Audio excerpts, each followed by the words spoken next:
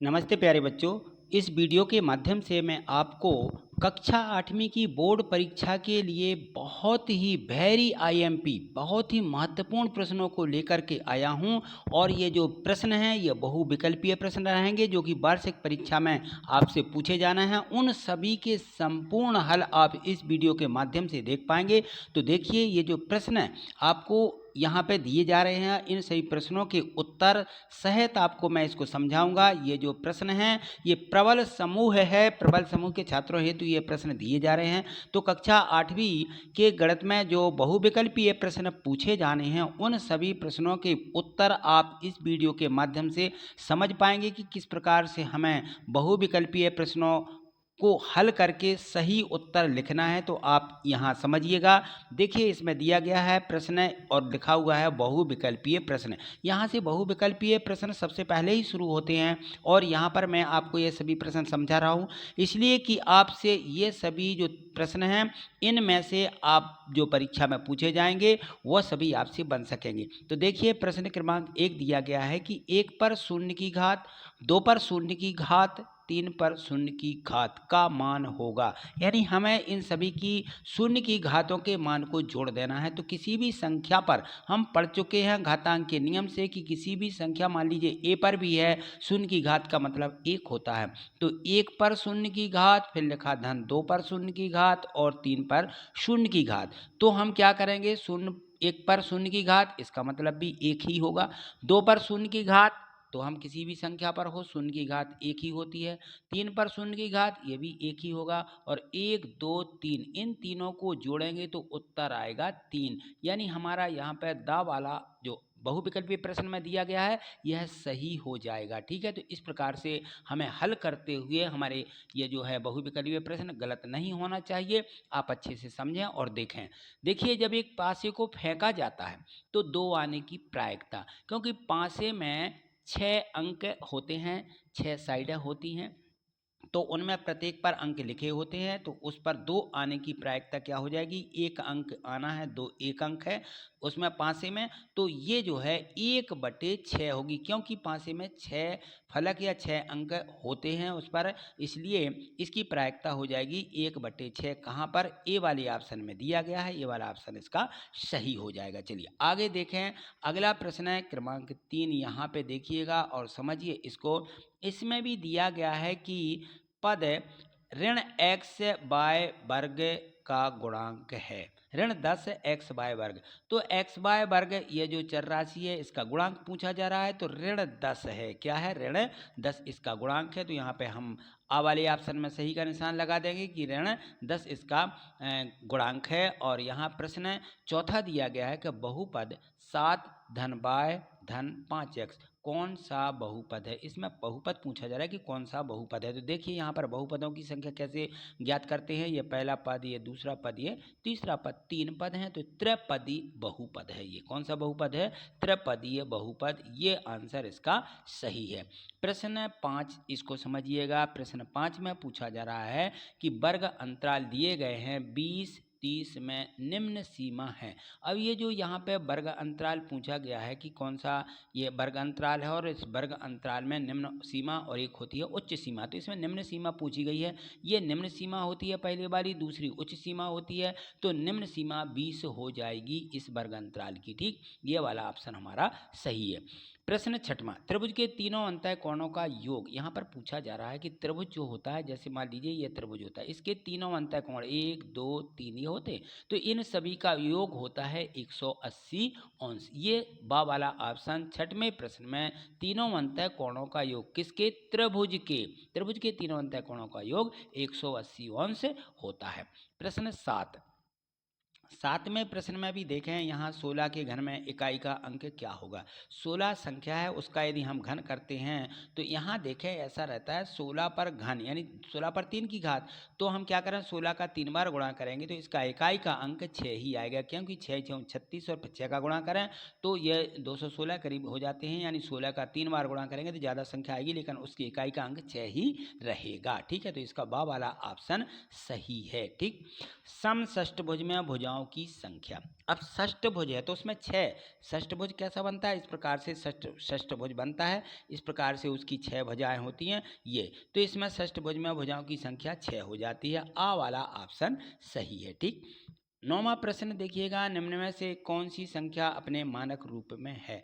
अब देखिए मानक रूप पूछा जा रहा है, संख्याओं का मानक रूप जिसको आगे किसी भी संख्या का भाग ना जा सके, ऐसी संख्याएं मानक रूप में संख्या कहलाती हैं। ऐसी भिन्न जिसमें किसी भी संख्या का भाग ना जाए, तो इसमें सा वाला ऑप्शन जो दिया गया है बिल्कुल सही है। इसमें 1/2 मानक रूप में संख्या है। यहाँ पे देखें 10वां प्रश्न है, 10वें प्रश्न में भी दिया गया है कि ऋण 7/8, ऋण 3/8, इनका हल क्या होगा। तो अब देखें ऋण 7 और ऋण 3, क्योंकि इनके हर समान हैं तो दोनों को हम ऋण 7 और ऋण 3 और बटे में आ जाएंगे 8, तो ऋण 7 और ऋण 3 मिलके हो जाते हैं ऋण 10 और बटे में ज्यों की त्यों 8 रहेंगे, तो ऋण ऋण 10/8, सा वाला ऑप्शन सही होगा। चलिए आगे देखें अगले प्रश्न यहाँ पर दिए गए हैं। प्रश्न क्रमांक 11 देखिएगा, ये दिया गया है इसमें कि आयत का प्रत्येक कोण होता है। आयत देखिए किस प्रकार से बनता है, आयत जिसमें लंबाई भी होती है चौड़ाई भी होती है, इस प्रकार से आयत होता है। और आयत का प्रत्येक कोण ये जिसको 90 अंश बोला जाता है, जिसको हम समकोण बोलते हैं। क्या बोलते हैं, समकोण। 90 अंश के कोण को समकोण बोलते हैं, तो ये समकोण होता है। आयत का प्रत्येक कोण समकोण होता है। निम्न में 2D द्विविमीय आकृति है। ये जो यहाँ पे दिए गई हैं आकृतियाँ, बेलन है, शंकु है, गोला है, आयत है, इनमें द्विविमीय, द्विविमीय का मतलब होता है जिनमें लंबाई और चौड़ाई 2 विमाएं बस होती हैं, और त्रिविमीय जिसमें लंबाई चौड़ाई ऊंचाई होती है वो त्रिविमीय आकृतियाँ यानी 3D आकृतियाँ। और यहाँ पे 2D 2 डायमेंशन 2D द्विविमीय आकृति पूछी गई हैं। तो आयत में लंबाई चौड़ाई बस होती है, ऊंचाई नहीं होती। ये आयत जो है द्विविमीय आकृति है, बस इसका उत्तर दा वाला सही है। बेलन में लंबाई चौड़ाई ऊंचाई होती है, शंकु में भी लंबाई चौड़ाई ऊंचाई और गोले में भी ऊंचाई होती है। ठीक है ना, ये भी जगह घेरता है, इसीलिए ये 3D आकृतियां हैं, बाकी की ये द्विविमीय आकृतियां आयत है। प्रश्न 13 में देखेंगे, प्रश्न 13 दिया है घनाभ में फलकों की संख्या। घनाभ जो होता है, घनाभ में फलकों की संख्या होती है 6, इसमें 6 फलक होते हैं, तो इसमें बा वाला ऑप्शन सही हो जाएगा। प्रश्न 14, किसी चतुर्भुज के चारों अंतः कोणों का योग। अब चतुर्भुज दिया गया है, इस प्रकार से चतुर्भुज बनता है। ये चारों अंतः कोणों का योग पूछा जा रहा है, तो इसमें 360 होता है। कितना होता है, 360। चतुर्भुज के चारों अंतः कोणों का योग 360 अंश होता है। प्रश्न 15 देखिएगा, प्रश्न 15 में लिखा हुआ है कि 9 का वर्ग ऋण 7 का वर्ग, इसका मान क्या होगा। तो देखिए ए वर्ग ऋण बी वर्ग, आप जो है इसमें सर्व समीकरण नंबर 2 लगा देते हैं कि ए धन बी ए ऋण बी, तो इसमें आ जाएगा 9 धन 7 और दूसरे कोष्टक में 9 ऋण 7, ऐसा होगा। 9 और 7 16, और 9 में से 7 सॉरी यहाँ पे 7, 9 ऋण 7, तो 9 में से आप 7 घटाएंगे 2 मिल जाएंगे। ठीक है, 9 7 16 गुणित 2, तो 16 दूनी 32 आ जाएगा। इसका उत्तर सा वाला ऑप्शन बिल्कुल सही निकल आएगा। इसी प्रकार से 16वां प्रश्न देखिए, x ऋण 4 और 2x धन 3, इसका गुणनफल ज्ञात कीजिए। दोनों का हमें क्या करना है, गुणा करना। गुणा किस प्रकार से किया जाएगा, यहाँ आप गुणा भी समझ लीजिए। देखिए यहाँ पर हम इन संख्याओं का आपको गुणा करके बता रहे हैं, इसको हल को समझ लीजिए। ये है x ऋण 4, एक कोष्टक में, दूसरे में दिया गया 2x धन 3, ऐसा। तो 2x का और धन 3x का गुणा x ऋण 4 में करना है, तो पहले 2x का गुणा कर लीजिए। यहाँ देखिए x गुणित 2, x ऋण 2x का गुणा अब ऋण 4 में होगा, ऋण 4 गुणित 2x, और धन 3 का गुणा होगा x में, तो हो जाएगा 3x, और 3 का गुणा होगा ऋण 4 में, तो ऋण 4 3 12। ठीक, और यहाँ भी गुणा कर लीजिए इनका, इन दोनों संख्याओं का, तो ये हो जाएगा 2x का वर्ग ऋण 4 दूनी 8 x धन 3x ऋण 12, 8x और 3x को घटा लीजिए, क्योंकि ऋण के 8x हैं, धन के 3x हैं, तो उत्तर आ जाएगा 2x का वर्ग।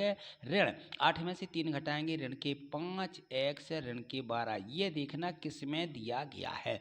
ये जो हमारा ऑप्शन दिया गया है पहले वाला आ वाले ऑप्शन में दिया गया है, तो हमारा ये जो ऑप्शन है आ, ये सही है। ठीक, इसको हम सही लिखते हुए इसका आंसर लिख लेंगे। इसके बाद 11 दिया गया है प्रश्न क्रमांक 17 में। 11 पर 3 की घात का मान, यानी 11 का घन क्या है, 11 का 3 बार गुणा कर लीजिए। 11 गुणित 11 गुणित 11, 11 पर 3 की घात, तो 11 का 11 में गुणा करिएगा, 11 11 में 121 होते हैं। फिर 11 का गुणा और कर दीजिए, तो 11 एकम 11 आ जाएगा, और 11 दूनी 22 और 23 का 3 हासिल 2, 11 और 2 13, 1331 किस में दिया, सा वाले प्रश्न में दिया गया है 1331। 1331 11 पर घन यानी 11 पर 3 की घात का मान होगा। प्रश्न 18, संख्या 30 और 40 के बीच की पूर्ण संख्याएं ज्ञात कीजिए, जो पूर्ण हो, पूर्ण वर्ग हो, ठीक है ना। तो पूर्ण वर्ग जिसमें उसी का गुणा करें तो संख्या आ जाए, ऐसी संख्या 36 है, क्योंकि 6 का 6 में गुणा करेंगे तो हमारी पूर्ण वर्ग संख्या होगी 36। 6 6 36, 6 का वर्ग, 6 का क्या आता है, 6 का वर्ग 36 है। तो पूर्ण वर्ग ऐसी संख्या कौन सी है, 36 आ जाती है। ठीक है, तो ये सब वाला इसका ऑप्शन सही हो जाएगा। प्रश्न 19वां समझिएगा। प्रश्न 19 में दिया गया है किसी 6 सेंटीमीटर भुजा वाले वर्ग का क्षेत्रफल, वर्ग का क्षेत्रफल होता है भुजा गुणित भुजा, यानी भुजा गुणित भुजा यानी 6 गुणित 6, 2 बार गुणा करेंगे, 6 6 36 आ जाएगा। तो उत्तर क्या निकलेगा, दा वाला ऑप्शन सही हो जाएगा, 36 वर्ग सेंटीमीटर, 6 सेंटीमीटर भुजा वाले वर्ग का क्षेत्रफल। ठीक, चलिए प्रश्न क्रमांक 20 वाले प्रश्न को समझिएगा। यहाँ पर भी दिया गया है कि घन मूल, क्या दिया गया है, घन दिया गया है, और इसका हमें घन मूल ज्ञात करना है, कितने का, 1000 दिया गया। कितना दिया गया है यहाँ पर समझिएगा, 1000 पर ये घनमूल निकालना है, कौन सी संख्या आएगी। तो अब देखें यहाँ पर 1000 के घनमूल में हम चाहें तो, यदि आपसे नहीं बनता तो आप ऐसे 1000 के गुणनखंड ज्ञात कर लें, ऐसे 2 2 के भाग लगाते हुए, 2 पंचे 10, फिर 2 का भाग लगाइए, ठीक है, 2 दूनी 4, 2 पंचे 10, फिर 2 का भाग लगा दीजिए, 2 एकम 2, 2 दूनी 4, 2 पंचे 10। अब 5 5 का भाग चला जाएगा, 5 पंचे 25 है ना,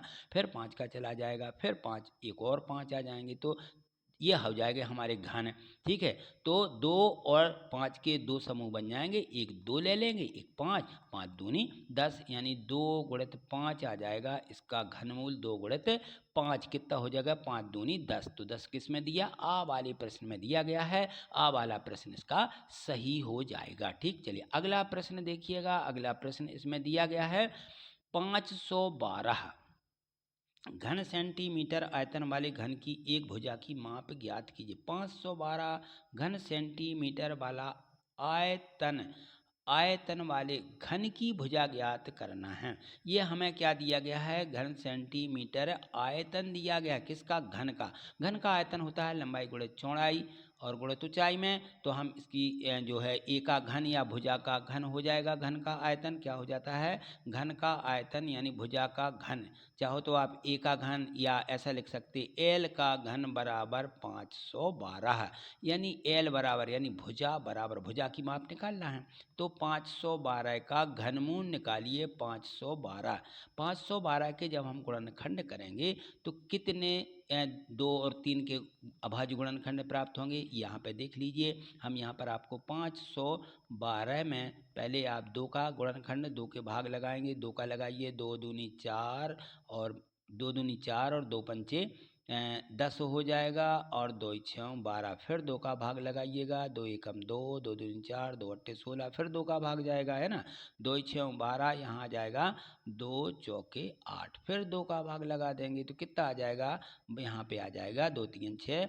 2 दूनी 4, फिर 2 का भाग लगा देते हैं तो यहाँ पर 16 मिल जाएगा, फिर 2 का भाग लगाएंगे, 2 अट्ठे 16, फिर 2 का भाग लगाएंगे, 2 चौके 8 और 2 गुणित 4 में 2 गुणित 2, ठीक है ना, एक 2 आ जाएगा 4 में और एक 2 और आ जाएगा। ठीक, इस प्रकार से 2 2, तो कितने हो जाएंगे, यहाँ गिनती कर लें, 1 2 3 4 5 6 7 8 9 9 2 आ जाएंगे। अब 9 2 में 2 गुणित 2 ऐसे हमें कितने बार लिखना है, ये 9 बार 2 2 को हम लिखेंगे, ऐसा समझ लीजिए ये 2। तो एक 3 का जोड़ा, ये एक 3 का जोड़ा, एक 3 का, यानी 2 गुणित 2 तो कितना आ जाएगा, 2 दूनी 4 दूनी 8, उत्तर आएगा 8। कौन से ऑप्शन में दिया गया, सा वाला ऑप्शन इसका सही हो जाएगा। 8 सेंटीमीटर इसका उत्तर होगा। ये हमें 512 के गुणनखंड लगाते हुए 3 3 के समूहों में इसको क्या करना है, बांट देना है बस। चलिए अगला प्रश्न क्रमांक समझिएगा, यहाँ पर दिया गया है कि एक आयत की लंबाई 4x है और चौड़ाई 6y वर्ग है, तो क्षेत्रफल क्या होगा। आयत का क्षेत्रफल होता है लंबाई गुणित चौड़ाई, क्या होता है, लंबाई गुणित चौड़ाई। इस प्रकार से लिखिएगा, लंबाई गुणित चौड़ाई आयत का क्षेत्रफल। दोनों का गुणा करें हम, 4xy का और गुणा 6y वर्ग, इनका हम गुणा करते हैं तो 6 चौकी कितना आ जाएगा, 6 चौकी 24, ठीक है ना। अब x का गुणा नहीं होना तो x ही रहेगा, y का y वर्ग में गुणा करेंगे तो y पर क्या आ जाएगी, 3 की घात। 24x y पर 3 की घात, यह इसका उत्तर होगा। कौन सी ऑप्शन में दिया गया, 24x y पर 3 की घात वर्ग इकाई, सा वाला ऑप्शन सही है। ठीक, तो इस प्रकार से हमें इसका उत्तर लिख देना है। ये गुणा करते हुए दोनों का हमें लंबाई का और चौड़ाई दोनों का गुणा कर देना है। अगला प्रश्न क्रमांक 23 समझिए। 23 वाला प्रश्न है, यहाँ पे देखिए ऑब्जेक्टो अगले पन्ने पर देखेंगे, अगले पेज पर दिया गया है कि एक चतुर्भुज के विकर्णों की लंबाइयाँ क्रमशः 30 और 16 दी गई हैं, इसका क्षेत्रफल क्या होगा। तो सम चतुर्भुज होता है, उसके विकर्ण दिए गए हैं, तो सम चतुर्भुज का जो क्षेत्रफल का सूत्र है वो हम यहाँ पे लगा देंगे। तो सम चतुर्भुज का क्षेत्रफल होता है 1/2 और दोनों विकर्णों का गुणनफल। ठीक है, पहला विकर्ण यहाँ लिख देते हैं, पहला विकर्ण गुणित दूसरा विकर्ण, ये इसका सूत्र है, दूसरा विकर्ण ये है। तो हम यहाँ पे क्या करेंगे, 1/2 पहला गुणित 30 और दूसरा विकर्ण है 16, और इसको काट दीजिए, 2 एकम 2, 2 अट्ठे 16, 8 का गुणा 30 में कर दीजिए, 8 का गुणा 30 में करना, 3 आठे 24, 240 क्या है, समचतुर्भुज का क्षेत्रफल वर्ग सेंटीमीटर, वर्ग 240 वर्ग सेंटीमीटर किस ऑप्शन में दिया गया, ये देखिएगा प्रश्न तीसरे का। यहाँ पे देखें 240 वर्ग सेंटीमीटर ये दिया गया है, यहाँ 240 वर्ग सेंटीमीटर, आ वाला ऑप्शन जो है इसका सही हो जाएगा। 240 वर्ग सेंटीमीटर ये दिया है, ये इसका सही उत्तर होगा। अगला प्रश्न क्रमांक 24 में प्रश्न में दिया है कि एक घनाभ की लंबाई, चौड़ाई, ऊंचाई क्रमशः ये दी गई हैं, 8 सेंटीमीटर, 3 सेंटीमीटर और 2 सेंटीमीटर। इसका आयतन ज्ञात कीजिए। घनाभ का आयतन लंबाई गुणित चौड़ाई गुणित ऊंचाई, ये लंबाई गुणित चौड़ाई गुणित ऊंचाई, यानी तीनों का गुणा करना है, तो 8 का गुणा, 3 का गुणा और 2 का गुणा कर दीजिए, तो कितना हो जाएगा, 8 3 24 और 24 में 2 का गुणा करेंगे तो 48 आ जाएगा। 48 घन सेंटीमीटर ये जो है इस घनाभ का क्या हो जाएगा, आयतन हो जाएगा। ये आयतन का सूत्र लगा देना, बस इतना बस इसमें करना है। अब आइए प्रश्न क्रमांक 24 पर। प्रश्न क्रमांक 24 के बाद 25वां प्रश्न यहाँ देखिएगा, इसमें दिया गया है कि 8x धन 8/8, यानी हमें करना क्या है, ये तो और ज़्यादा सरल हो जाता है, यानी 8x धन 8 और बटे में है 8, तो अलग अलग 8 कर दीजिए, इसमें भी बटे 8 आ जाएंगे, इसमें भी बटे 8, इस 8 से ये कट जाएंगे, इससे ये कट जाएंगे, यहाँ आ जाएगा x धन 1, ये इसका उत्तर होगा, x धन 1। चाहो तो इसको कोष्टक बना करके भी हल कर सकते हैं, इस प्रकार से हल करिएगा कि यहाँ से और यहाँ से 8 बाहर निकालते हैं, 8 और यहाँ मिल जाएगा x और यहाँ मिल जाएगा 1, ऐसा कोष्टक बनाते हुए ऐसा, और बटे में आ जाएंगे 8, तो 8 और 8 ये कट जाएंगे, तब भी हमारा उत्तर क्या आएगा, x धन 1। ये पहले वाला ऑप्शन सही हो जाएगा। ठीक है, अब ये देखें प्रश्न 26वां, a वर्ग धन 2ab धन b वर्ग किसके बराबर है, यह सर्वसमीका 1 दी गई है, a धन b पूरे का वर्ग, आ वाले ऑप्शन में दिया गया है, a धन b पूरे का वर्ग, ये सर्वसमीका है, उसका सूत्र पूछा गया ये। चलिए प्रश्न क्रमांक 27 पर आ जाइए। प्रश्न क्रमांक 27 में पढ़िएगा, दिया गया है कि एक बिंदु में x निर्देशांक 7 है। ये प्रश्न पूछा जा रहा है और ये प्रश्न आपके कोर्स में नहीं है, इसलिए आपको बिल्कुल इसको नहीं करना है। लेकिन समझ लीजिए, x के निर्देशांक 7, y के निर्देशांक 5 है, तो उस बिंदु के निर्देशांक क्या होंगे ये बस पूछा जा रहा है। x निर्देशांक 7 है, y निर्देशांक 5 है, तो 7 और 5 किस में लिखा हुआ है? बा वाले ऑप्शन में, यानी ये इसका सही उत्तर है। मूल बिंदु के निर्देशांक क्या है? ये भी इसी से संबंधित है, कोर्स से हटा दिया गया है। मूल बिंदु के निर्देशांक 0 0 होते हैं। आ वाले ऑप्शन दिया गया सही है, लेकिन इस पर ज़्यादा ध्यान नहीं देना है, भले ही आप इसको भूल जाएंगे, ये परीक्षा में आने वाले नहीं है ये दोनों ऑप्शन। ठीक, चलिए आगे देखेंगे। अगला प्रश्न है क्रमांक इसमें जो दिया गया है 28वां, ये हो गया 29। देखिएगा, इसमें दिया गया अच्छी प्रकार से फेंटी गई 52 ताशों की एक गड्डी है। गड्डी में से एक इक्का प्राप्त करने की प्रायिकता ज्ञात कीजिए। तो देखिए, आप लोगों ने ताश के पत्ते देखे होंगे कितने होते हैं। जो लोग जुआ खेलते हैं या उस प्रकार से मनोरंजन के लिए खेलते हैं, तो वो ताश के पत्ते होते हैं, वो 52 होते हैं। 52 ताश की एक गड्डी होती है, उसको अच्छी तरीके से फेंटा भी जाता है। उसमें 4 प्रकार के कलर होते हैं, प्रत्येक कलर का एक एक इक्का होता है, तो 4 इक्का होते हैं। उसमें कितने होते हैं? 4 इक्का होते हैं। तो उसमें इक्का प्राप्त करने की प्रायिकता पूछी गई है, तो 4/52 ये हमारा उत्तर होगा। देखेंगे 4/52 तो नहीं दिया, लेकिन इसको काट लेंगे। 4 एकम 4, 4 एकम 4, 4 3 12, उत्तर आ जाता है 1/13। किस में दिया गया? आ वाले ऑप्शन में। तो ये आ वाला इसका जो विकल्प दिया गया था, हमें इसमें निशान लगा लेना और यही हमारा सही उत्तर होगा, 1/13। ठीक, ये उत्तर होगा। प्रश्न क्रमांक 30 और आखिरी प्रश्न है ये, इसको जरूर अच्छे से समझिएगा। देखिए, ये बहुविकल्पीय प्रश्नों में मात्र ये 30 प्रश्न दिए गए थे, आपने बहुत अच्छे तरीके से समझे हैं। इसमें भी समझिएगा। प्रश्न 30वां है कि एक 7/2 मीटर लंबाई वाले कपड़े में से 5/3 मीटर कपड़ा काटने पर कितना कपड़ा शेष बचेगा? अब 7/2 में से कितना कम करना है, घटाना है? 5/3 घटा लीजिए। 2 और 3 का लघुत्तम ले लेना है, क्योंकि इसके हर समान करना है। 6 आएगा। कितना आएगा? 2 और 3 का लघुत्तम 6 आएगा। तो 2 और 3 का लघुत्तम 2 गुणे 3 यानी बराबर मिल जाएगा हमें कितना? 6। तो चलिए 6 यहाँ बना लीजिए, 6 यहाँ बना लीजिए और घटा दीजिए। तो यहाँ पर 6 बनाने के लिए 3 का गुणा करेंगे, 7 3 21 आ जाएंगे। और यहाँ पर 2 का हम गुणा कर देंगे, 2 3 6 होते, 5 दूनी 10 आ जाएंगे। यहाँ पर 5 दूनी 10 और बटे में आ जाएगा 6। इस प्रकार से 21 में से 10 घटाएंगे, 11 आ जाएगा। 11 में से 11/6 किस में दिया गया? 11/6। उत्तर हमारा सही होगा। ये बा वाला इसका ऑप्शन सही हो जाएगा। तो ये आपको समझ में आएगा कि इसका हम लघुत्तम निकालेंगे। यहाँ पर भी 2 का 3 का गुणा कर देते हैं, यहाँ पर 3 का गुणा, यहाँ पर 2 का गुणा, यहाँ पर 2 का गुणा। ठीक है ना? ये इस प्रकार से 7 3 21 होते, 3 दूनी 6, 3 दूनी 6 के 6 ही और 5 दूनी 10, ये इस प्रकार से आ जाते हैं। चलिए, ये आपने समझ लिया कि किस प्रकार से हम भिन्नों को जोड़ते हैं या घटाते हैं। तो ये दिए गए थे प्रश्न क्रमांक 1 से 30 तक के बहुविकल्पीय प्रश्न। अब अगली वीडियो के माध्यम से मैं आपको जो रिक्त स्थान हैं यानी खाली स्थान हैं, वो आपको अगली वीडियो के माध्यम से दिखा रहा हूँ। पहले आप इतने प्रश्नों को अच्छे से कंप्लीट और हल कर लीजिएगा, क्योंकि इन प्रश्नों में से सभी प्रश्न जो है वार्षिक परीक्षा में आने वाले हैं। तो इन सभी प्रश्नों को जो भी समझ में ना आया हो, तो आप ज़रूर कमेंट करिएगा, जिससे कि मैं आपको अगली वीडियो के माध्यम से इसको समझा सकूं। और प्रत्येक वीडियो को लाइक करते चलिए, जिससे कि आप तक सभी वीडियो पहुंच सकें। ठीक है? और प्रत्येक प्रश्नों को 2 2 3 3 बार आप जरूर अच्छे से देखिएगा, जिससे आपसे गणित भी हल करते बनने लगेगी और आप परीक्षा में बहुत अच्छे नंबर लेकर के पास होंगे। ठीक, आज इतना ही। मिलते हैं अगली वीडियो में। थैंक यू, धन्यवाद।